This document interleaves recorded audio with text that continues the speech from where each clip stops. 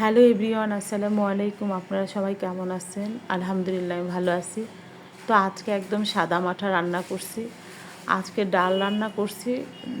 ডালটা অনেক সুন্দর হয়েছে। এই যে আমি আসলে মনোযোগ দিয়েই রান্নাটা করি, কারণ মনোযোগ দিয়ে না রান্না করলে রান্না ভালো হয় না।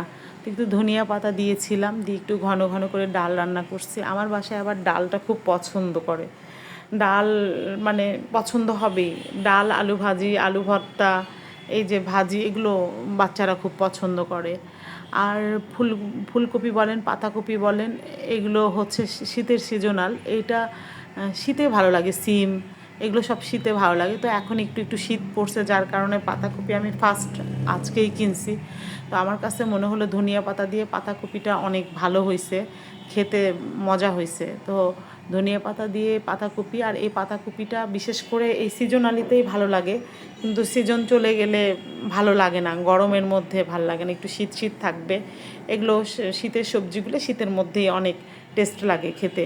এইটা দিয়ে গরম ভাতও ভালো লাগে, সব কিছুই ভালো লাগে। আর শাক, মানে কলমি শাকটা মোটামুটি সবার পছন্দ। তো আমি কলমি শাকটা এইভাবেই, একটু কলমি শাকের মধ্যে একটু রসুন টসুন দিই, কাঁচামরিচ একটু বেশি করে দেই, মানে একটু ঝাল ঝাল খেতে ভালো লাগে। আর এই যে আমি সরিষার তেল ইউজ করি, সরিষার তেল ইউজ করলে শরীরের জন্য অনেক ভালো। তো আমার ভিডিওটা ভালো লাগলে লাইক কমেন্ট শেয়ার করে